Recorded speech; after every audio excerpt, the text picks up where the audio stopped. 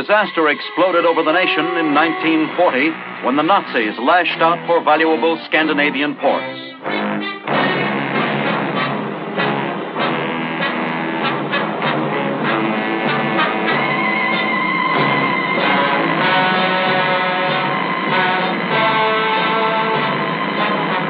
Unprepared, Norway was soon overrun. The German occupation was violently resisted by a strong Norwegian underground that gave great assistance to the Allied cause.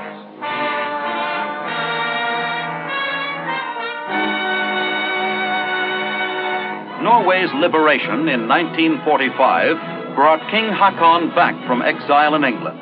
He resumed leadership of an eager, virile nation that had never lost its faith. Each May 14th, Norwegians celebrate Constitution Day and reaffirm the democratic rights which they cherish. It is a day of great significance for Norway, determined now to be prepared for any new aggression. The country has universal military training.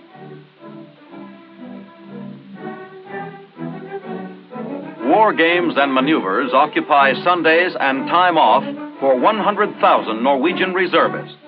Neutral in the First World War, Norway learned in World War II that inadequate defenses may lead to national calamity. Norway's grim lesson of yesterday is her guide for tomorrow.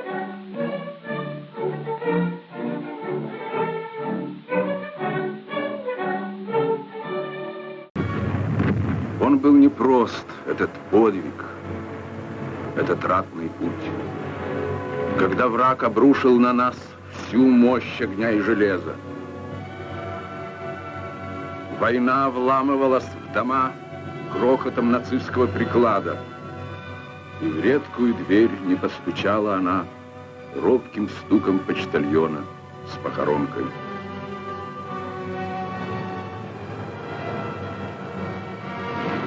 От горестных дорог отступления, от первых красноармейских атак прошагал солдат по войне тысячи километров.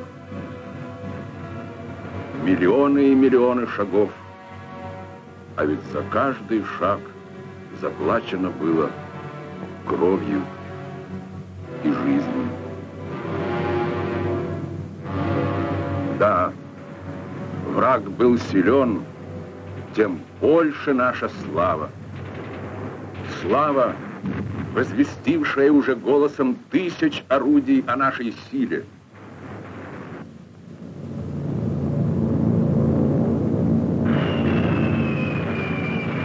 Слава, утвердившая мир на руинах столицы Третьего Рейха, столицы войн, смерти и рабства.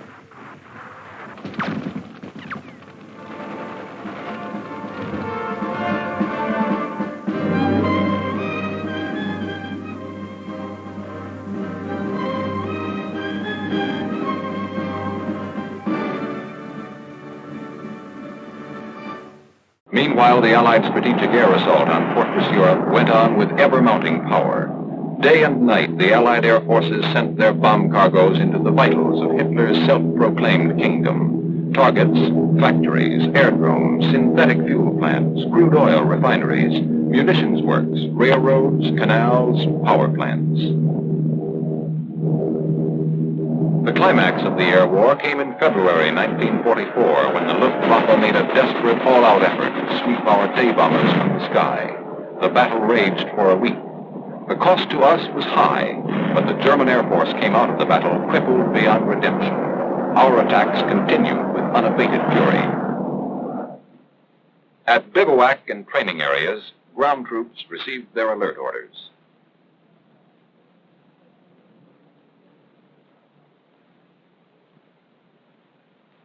Men and equipment started to move.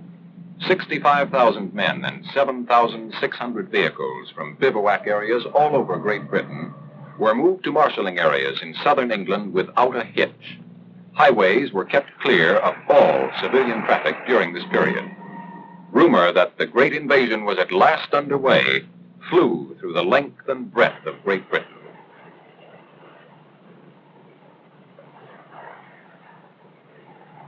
The old men took time out for the luxuries of life. This was one time we didn't mind standing on line. Almost tasted as good as home cooking.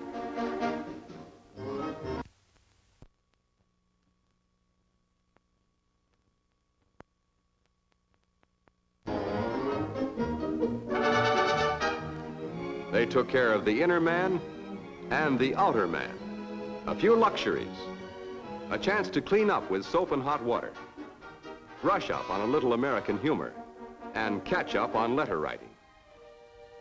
Somebody must have read our letters. They answered special delivery. Before we knew it, it was 29, let's go. Our first look at towns untouched by bombs.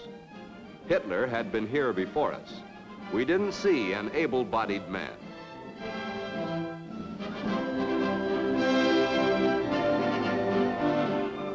Our new date was with the port town of Brest. And the wise boys were saying Jerry was on his last legs. It was only a question of days and he'd be tossing in the towel. They said.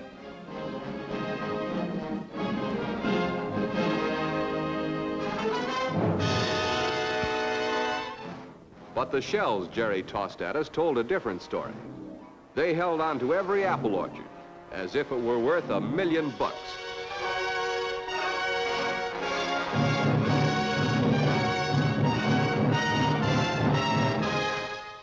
Then it was our turn. We hit them with everything but the ring posts.